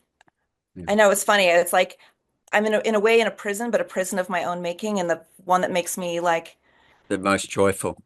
the total joy and so much meaning. Yeah, yeah. Because I'm on a mission. Like I'm on a mission to heal people, and that mission can never be completed. Mm, mm. And then it's like, okay, so then we're doing, yeah, the physical. I'll just show you one more in that camp, Oh, but you can show me as uh, many as you like. It's fascinating. This is for a retreat center, and it's a rammed Uh-huh. earth. It's like a wagon wheel, and you enter in through one of the pie slices, and each of these is a hotel room All around right. a central courtyard. Uh, And it's so simple to make, and it's infinitely strong because it's like the spokes of a wheel. hmm But just to give people a sense of, that they belong to something, again, kind of ceremonial. You can see that like the hmm lessons of Rome hmm never really left me, hmm or they can't. They're stuck in there. That well, they're almost like, that difference between a maybe and a law, like when Mhm. something actually it's discovered and it works and it is now and it will Yeah. always be because we understand it. But Mm. it's also, this is just the geometry of the universe, and math is magical. And we didn't create math, we're discovering it, Yes. Yeah, basically. yeah, it's already there. We're just Right? So we're just learning to understand it. It's we're just a trying to understand it. yeah. Yes. And then the kind of the last part of it, or currently the last part, is I became obsessed with wall textures and getting really tired of plain white walls hmm and saying, why can't the wall move? And, like in Feng Shui, we talk about qi and moving the qi, hmm and drywall walls tend to not move any qi at all. So I'm like, what if you need to like have some energy on a feature wall or just around a fireplace or in a niche or just around a doorway? Yeah. We've lost that tradition of ornament, but how can we bring it back? In Southern California, used to have so many tiles. And we had hundreds of tile factories, but between the Great Depression, World War II, and international style modernism, I mean, they're all gone. hmm But I just felt this burning need with no ceramics background whatsoever to create an architectural ceramics company that not only used the geometry of nature, so it's using sacred geometry and fractals, which we now know reduce stress. So what we're finding out now is that if you surround yourself with these patterns indoors, and design is always bringing nature indoors, like all of the classical ornaments, it's hmm acanthus leaves, and, I mean, hmm that's all we do is we bring nature indoors. But like to bring not the picture of the leaf, but the geometry behind the leaf, if that makes Okay. sense. Share this. And the geometry behind the leaf is something that we have in common because we're made of the same force that made this. So this is a tile, and this is Fibonacci spirals, and these are, Okay, hexagons. so now while you're on this, can you use your cursor? So what we're seeing here is these beautiful green glass glazed tiles. And I want you to use your cursor so that people who are watching this on YouTube can see where you've got the Fibonacci spiral, and tell us about, even down to using the hexagon as a tile. So thing that's fun about the hexagon is, and also all of our tiles are asymmetrical so that you can make lots of different patterns with just one tile. hmm So you can have them all aligned exactly the same, or you can have all the points meet. What we did is we basically took the Fibonacci spiral, broke it into pieces, and then reassembled the pieces. But we wanted it to resemble a wave and kind of waves behind waves, and kind of a suggestion of time, hmm or that there was an elapsing of time, hmm which I've never seen in a ceramic tile that talks about time. Yeah, It's my obsession with form. And so basically, all of these curves came out of one big Fibonacci spiral.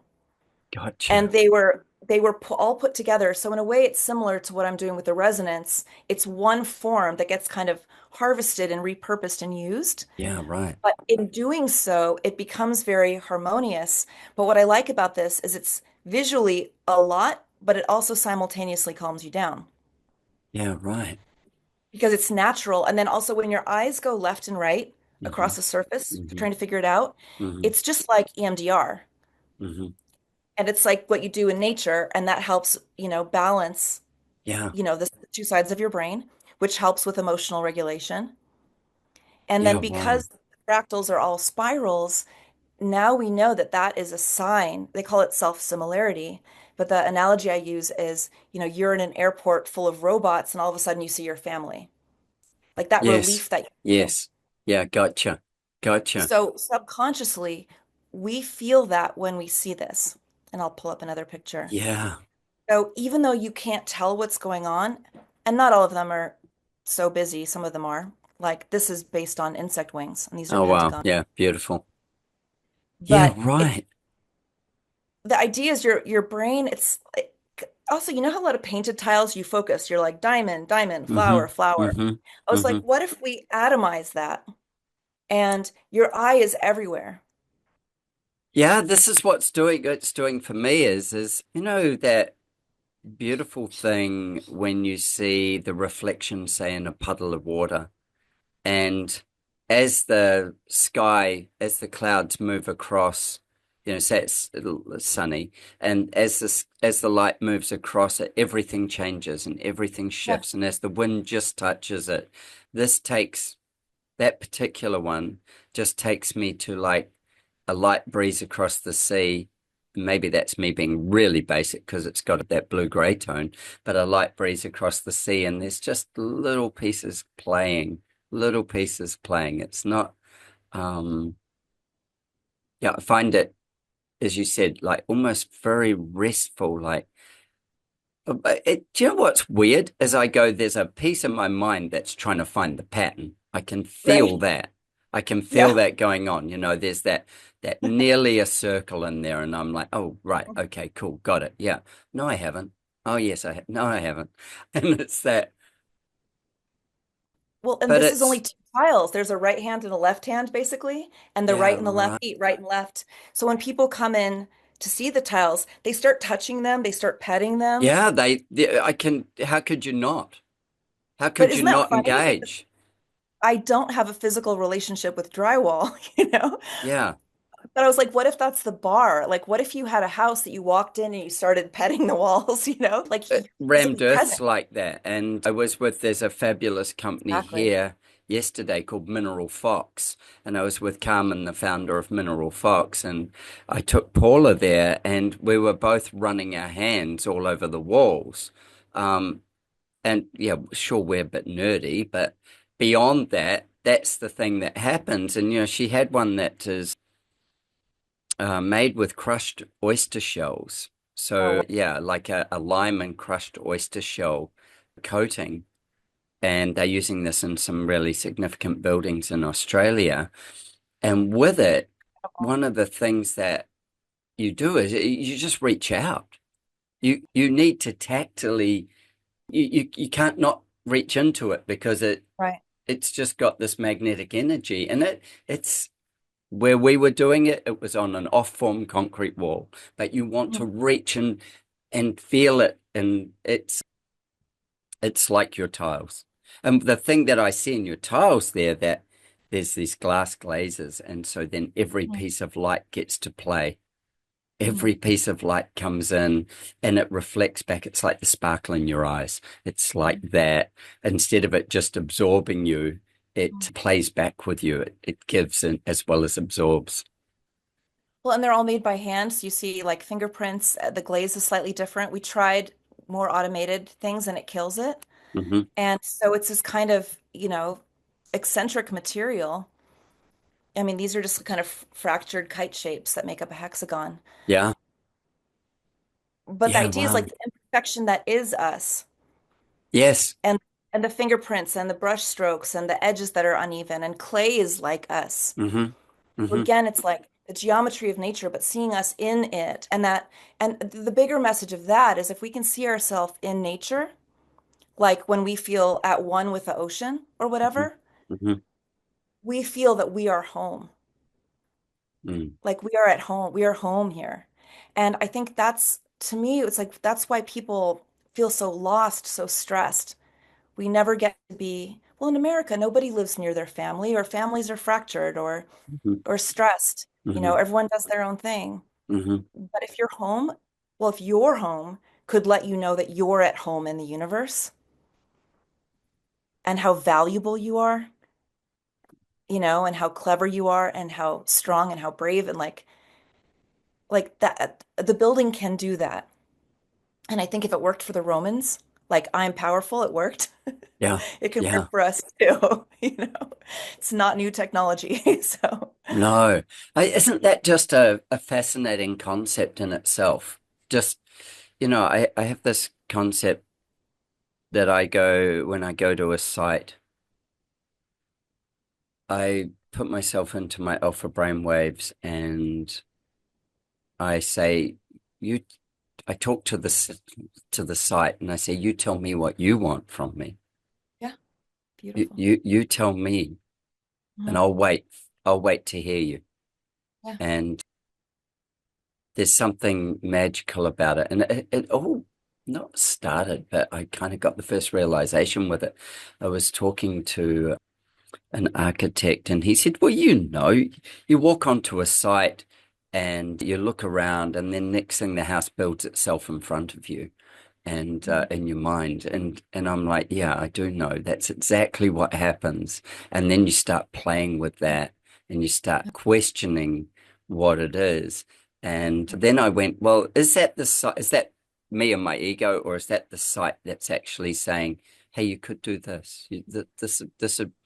This would honor me, you know? And then I go right back to, uh, we're going to alter it. We're going to alter the land. We're going to, change it. So if we're going to do that, what would the site really ask for? And, you get into like so many different things with energy, magnetic energy, all these different pieces to it. But with that, if the first conscious breath piece of this work is to go, what would the site ask for? And then from the site, there's the analytics of it. Then what would the people who want to be on this site ask for? And how do we get both of them aligned? Mhm. And then what you're doing is just taking it to the materiality, but then taking it to a whole nother level of how do we take the freneticness of life and surround it with, for a really brutal, horrible term, I'm going to say medicine, but it's not Mhm. medicine. How do we bring the harmonics of nature in? How do we bring all these pieces in so that it holds the person or Mhm. the people, that community, it holds them, it holds space for them and it holds them physically to allow them to grow, not survive, but thrive. How does, Exactly. damn. Yeah. Holistic wellness. I mean, at the end of the day, I mean, as many of your Yeah. episodes are about holistic Yeah. wellness. I mean, what we're realizing is that our health and our time are our only non-renewable resources. So, and back to your point about build better, not bigger. Hmm. If the quality of your home is such that you live a beautiful, extraordinary life, that far outweighs having the bigger house that leaves you empty or isn't proportioned well or doesn't have a relationship with the land because you didn't leave enough space. So it's like, it's the same thing, you know? It's like, let's prioritize life and quality and Yeah. value the Yeah. humanness over the square footage, which, sounds crazy to a developer's ears. Well, But it someone, it even sounds crazy often, I think, to a builder's ears, because the builder looks at a space and goes, okay, so we can fit, let's just say we've got, 1,000 square feet. We're allowed to build, say, on 500 of it, and we're allowed to do that in 2 stories or 3 stories. So that means that we can do it in 2 stories. Let's just say if we do it in 2 stories, we've got 1,000 square Mhm. feet of floor space and 1,000 Mhm. square feet of floor space at, let's just say, $1,000 a square foot. I'm Dollars, just yeah. making a figure up. Yeah, $1,000 a square. Yeah. So now we've got $1 million building or whatever I got to there in the math. And that means I've got a margin of, say, Yeah. 20%. So I've got $200,000 margin in that job. And now we've just destroyed it. We've just run in a But I mean, circle but it's of like, where did it commerce. get us? Yeah. Yeah, of course it is. Everything's commerce, everything's a lobby, everything's who the person who's getting. They want us to tear our house down every 30 years because Of what will course. Home Depot and Lowe's do? Yeah. If we don't, what will the timber companies? I mean, the Yeah. whole thing, there's vast machines built on this. Even with basic biophilia, there's Mhm. evidence now that it increases productivity 15%. Mhm. It increases the length people stay in apartments, the time Mhm. people spend in restaurants. But then it decreases other things, like in hospitals, it decreases their use of painkillers by 20%. Oh, don't put plants in hospitals then. There's a message. I know, but I mean, but this is what I'm, we're all yeah, up against. this is, yeah. We're at a turning point because does our health matter more? Mm. And the answer is going to be Is yes. it's going to The, be yes. It's whether we recognize it. right. It's But always going to be yes. the early adopters are already sick, and that's why they're early adopters. Yeah, So the right. people who are building Rammed Earth now, their family is so sick, there's nowhere they can live, or they have to be in a trailer for a couple of years before that goes bad. And they'll do anything so that their family can be healthy. And within a couple months, health can be restored. Mm. But their immune systems have been wiped out. I mean, mycotoxins, mold, and all these spores are trying to dismantle your nervous system so they can return you to the earth, you know, God, doing their job. So it's they're it's doing like, their job. Yeah, that's what they're yeah, designed to do. yeah, They're here to do their work. And yeah, yeah. exactly. And the yeah, look, I think the thing taking it to the next kind of level of this is giving people the opportunity to dig in and understand and make a conscious decision of this. And a big part of that is how do they get to shift from the community that maybe they're mainly influenced by to the community that they could be influenced by, and then get that opportunity there. And there is people like yourself that are out there that are deeply practicing this and so on, like how do you continue with that? How do people, well, first of all, here, let's just do this. How do people access you first? So And people I can mean, there's find only one of you. So I know you've got a firm and they're all like you, but there's one of you, and then there's the people like Michael, like with Firewall, and there's people like Mercedes, and there's these, there's these groups of people that are like this around the world. How do people access you and that community? well, we're speaking a lot. So this weekend we're speaking specifically to people with, compromised immune systems Hmm. and mold allergies. So there's a big convention in Phoenix. We're actually putting together a whole library of resources for people who just need to start living in a healthier way and Hmm. moving towards this. We are making some stock plans available for people who just want to pick, they can customize it, but they don't need to spend a year working with an architect. Hmm. And this might be for urban lots where they can fill in, but it's a two-bedroom or a four-bedroom or or Yeah, a duplex or ADUs for income. So trying to create some solutions which are fast so the architecture is easier. We're also trying to figure out or working on a couple of those prototypes being very quick to build yeah, so that people can get into a home because time is of the essence. So this isn't the normal, let's sit down and roll out, the yeah, vellum and sketch. yeah, This is my son is sick. So we're trying to roll out more resources and expand the ability, with Mercedes and with other yeah, builders to basically, mobilize yeah, because we know that, and I'm just excited. This weekend, a lot of the people are doctors who treat these patients. They have nowhere to send their patients. Their patients can't even heal anywhere for long enough to get their labs in better shape so that they can start to improve.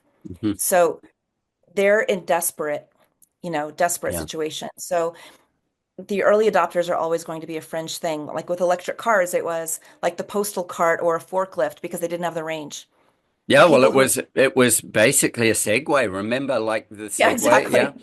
I As a mean golf cart. that was our first kind of like popularized, and government took it on a lot, as a vehicle, like an Mhm. internal vehicle for getting around the Pentagon or whatever it is, Yeah, was a exactly. Segway. Like, Mhm. and you start to think like that, and then we transitioned very slowly that from that to say electric cars and and so on. Leaving a mess behind us somewhat, but yeah, Yeah. Well, rammed earth, yeah, hopefully it won't. But the thing is, the more people who build with it, the cost will collapse because there will be yeah, formwork available that can be shared, that can be rented. yeah. We use bigger mixing equipment like Hmm. volumetric mixers. Um, this doesn't have to be expensive or difficult or long forever. It just takes enough people to join the movement. So I've decided to throw my hat in. I mean, I really believe in it as a material. And then my part in that is to do, these geometries of nature, like the geometry that works for the Romans, I put in every floor plan I do. Yeah, There is right. not one piece of it that doesn't fit that scheme. Like I won't draw it. So all of these stock plans will be full of this. Yeah, okay. I've got a question with the stock plans. That's always my question. And I take what we call project or you call production houses to the task on this. The first thing that we always look at, and I know you do this as well, is you go to your site and you analyze your site. Mhm. And in this analytics of the site, we decide on the form of the Mhm. architecture. And when we do that, that is our first informant. And clients in there as well, but that's our Mhm. first informant is how will that be and what will Mhm. work. When you do plans and people can grab them and use them, um, I've never seen a home builder create a plan that is this one's a northwest plan, this one's a southwest plan, this one's whatever it is, southeast orientation or best for those things. And I'm not quite sure, I've wrestled with this a lot myself and how, because we get topographical form as well, how to engage that so that you go, okay, well, so if you gave me your site coordinates, these are all the plans that would be best suited for that. These ones are the I don't know, the A, B with a bit of C or whatever it is. Da, da, da, da. And you may like the look of this one, there's the other one, but this Mhm. plan will give you the livability that you're looking for and the materiality we can control with what you're Mhm. saying, but it will give you the livability to the site condition. How do you do that? So basically, I mean, in my mind, there's kind of two sets of site conditions. One is where you have freedom to orient the house in a Uh-huh. specific way Yeah. or move it about on the land. And the Yeah, other is it's like an urban infill site. I mean, with an LA lot that's 50 feet by 150 feet, there's just you're filling a box, uh-huh. right? And you can still create courtyards and side gardens and, Hmm. ADUs or, granny shacks for rental purposes. So it would be various flavors, two-story, one-story. So that's kind of one condition. And the other that you're talking about, this is on the land, we can change the orientation. Hmm. I do imagine that all of these would come with basically tailoring. So Yeah. you buy this plan, but then there's a limited architectural scope of tailoring it to your condition. So then you could deal with southern exposures and the depth of the eave Yes. and Yeah, yeah, yeah. That's my and stuff like thing. that. Yeah, yeah, yeah. Yeah, you have to get it tailored. So just like buying a suit off the rack, you have to go to the tailor and then it And just, fits. yeah, got you. Because yes, And then I was talking to Paula about this yesterday, the same thing, and she came to the same conclusion. There is the tailoring. There is that final fitting, Mhm. that nips and tucks for the Mhm. individual, Right. just like you would with clothing. And I would say too, a lot of these that we're doing are small and they're just meant for people to move in quickly. These aren't, we also design custom Custom homes that might homes. be, Yeah. 3, 4, 5,000 square feet or, whatever they are. But a lot of these are, let's say it's a fourplex with shared walls so that we have like plumbing just drops in two locations, Hmm. very efficient fourplexes, and these are all 1,200 square feet, 1,500 square feet. So these are something that could be on a piece of land, but Yeah. they're efficient, they're small. It's more like a hotel typology. Hmm. In that case, there's less reading of the land and that personal relationship because some of these are built as a place for like a haven for Yeah. people to come for their healing, and they eventually won't live there forever. Yeah. This Yeah. is Yeah. their Yeah. safe. It's a stepping stone. Yeah. Right. And Yeah. so that you can have a different type of geometry. It can be a little bit more extreme and purely geometric because it's more of a hotel. If Yeah. it was a home, you get into the more practical aspects and how big is the laundry room and Sure. Sure. where's my son How does talking it on. service? Yeah. How does it Yeah. service and everything? So I would say Look, that we're at the bulk end.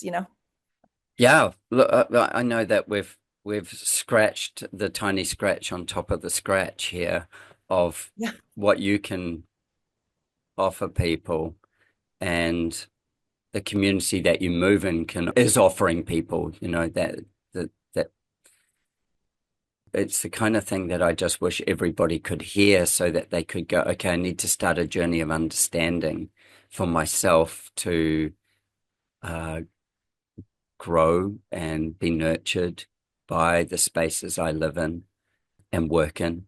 And, communicate in and have community. And I do believe that our future lies in how this happens. And I believe that it's, comes right down to simple things like modular homes and stuff like that as well, that bring in these elements so that people live better lives and we get better community and better humanity from it. And it's our responsibility as people who draw pictures of houses to get us to get Become people real. to that. Yeah. Yeah, yeah. Some of them get built, or ideally all of them get built. I have a last question. I could have 1,000 last questions, but I'm going to just go to one of my go-tos, which is based on my emotional floor plan thinking. In your own home, where's your favorite space? Um, I guess my favorite space is I've made kind of an intentional nest for me in the living room, and it's a house from the 1930s that's built of Uh-huh. these incredible old kind of concrete blocks, which sounds grim, but they're painted and it's wonderful. And from this one spot, I can see through windows on all four sides of the house. And there's trees outside, and I can see Joshua trees, and it's just filled with light, and it feels like a tree house. Wow. And I have my nest and, next to, two huge windows. So And it's just light and sight and being held. yeah, we had to add the other bit, being held. That's a key piece to that. So with that, if you had to give one emotional word that summed that up for you, what would that be? Um, it's almost about safety. It's like no matter what happens in the world or how hard a day might be, that I can go and sit and I'm just held, but I'm not held in like a hospital type thing. It's like light and it's delightful. And I just feel it's being held gently and lovingly. And that's safety. Yeah, but it's like an emotional safety, but not like if that makes sense. I'm not in a fortress. It's like I'm Mm-mm. in a treehouse. I feel like I'm in a Mhm. treehouse. And that it's kind of this remove where I have everything I need and I have all this beautiful light and yeah, I'm just held by the house. And when you're held by the house, what does that allow you to be? What does it do for you? How does it change, or how does it allow you to be more of who you are?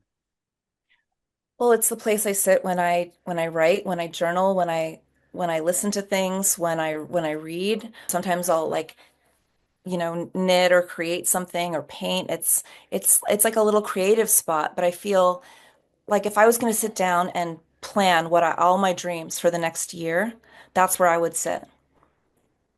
And Wow. so every word I write, I sit in my spot and I feel safe to put my dreams to paper.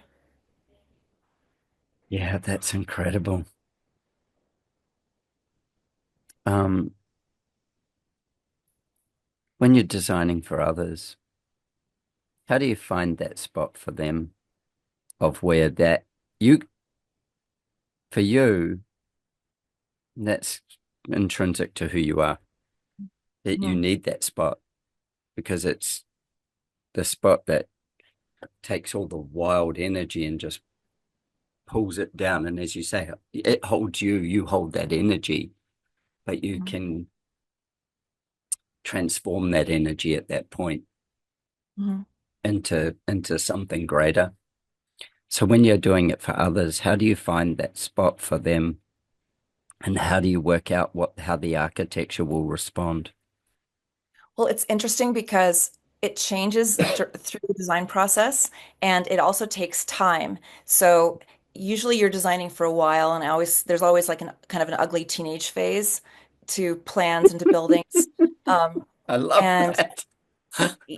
it's just like it's a little awkward and it's like the house is getting smaller because it was too big and it's the wrong proportion and the roof's not on, all this stuff. I design live with people. So I'm in Revit and I'm rendering live time. So we're standing inside the model while I'm building it, is how I design now, Yeah. which is kind of radical. I used to draw and then present it, and now I just go into space with them and start drawing or modeling Damn. around, and then we can fly through and go around. But what's funny is then there's a day when they fall in love with something, Uh-huh. and they might get so excited by this thing and they love it, like it's their bathtub or it's their master bedroom. They fall in love with this porch or this, But then my game is to constantly top it, because once you start tapping into people, you figure them out, and Mm. now you have like a secret door to like the stair that goes downstairs, and then you've turned like this one house, there was like a guest unit below, and there was a bunk room and had 4 beds, but it's all rammed earth and we did custom millwork. And she was like delighted, and she's like, "This is the palace, this is the palace." And I was just so happy that in the bunk room of the guest unit, you know, That that she you'd could that you'd achieved enjoy. that. Yeah. Yeah. Yeah. And she now feels that the house just embodies her, it embodies her family. It is Hmm. the message that she wants to leave on this planet. And she feels ownership because she was there as it was being made. And no, it's interesting. I mean, sometimes we just curve the corner of a couple rooms, just to soften things and move through. And then as we figure it out, we wash it through. But she was able to come along for the ride with no design background. How brilliant And is so that? much so that she has become a consultant to people designing rammed earth homes. And I can give her info as Yeah. well, because now she understands the design process and about time and opening that relationship and entering into an open emotional space with your architect, Love this. you I know? love this. This is So what yeah, it happens. takes a This is while. what happens when you get held, Mhm. then you create a space to hold others. Yeah. And then they Damn. hold others. Yeah. Yeah. And continually it just Yeah. keeps falling down. Just Exactly. don't. I Processional value. hope so. I hope so. Wow. Wow. Well, I know this is the first of I don't know how many hours we're going to talk for in life, but a long I time. hope so. Yeah, I can't wait. Me too. No, I'm just so Me excited. too. It's funny. I'm still like I'll realize later that I talked to you, and I'll be more excited even Oh later. God, I'm just like Late emotional I've response. found so many things here that I want to understand more deeply and grow from, and then be able to help my clients with, and then also, other people who are listening on the podcast, if it, just reach out, get in touch so that you can get more of this. If this resonates with you now, then grab hold. If it's going to resonate, or you maybe it'll resonate with you in the future, in 3 months' time, grab hold, whenever it is, grab hold, reach out into this kind of community and make the world a better place with what's been designed or what you want designed for you. Um, because that's that's the that's your mission in life. That's what you've chosen. Um, yeah. And there's a you're one of many who have chosen to bring this to the world. And I think it's just so wonderful. Wonderful. Like Thank you. Thank you. It's so, a so, joy. so good. Yeah. It's really Yeah. Well, we will schedule some more chats, and I would really encourage people to go and listen to your podcast. And we'll post all those details and everything so that people can do that. But go and listen to it and just get another level of what you're offering and understanding so that they can start their own journey towards it, whether they're in this industry or whether they're people who want to be serviced by this design industry. Yeah, let's get that to happen. thank you Mm. so much. I so appreciate all your time, your energy, your wisdom, mind blowing. Thank you for wanting to share everything you know and opening the world of design Mm, to more people, because like we have the power to radically change our life, mm. and we might not understand like that through color or texture or even some furniture or little moves that we can change our life, but we can. Yeah. Design is infinitely powerful, and it's Mm. used, by companies all day long. Let's take our power, Yeah, and heal absolutely. ourselves. Yeah. Yeah. 100%.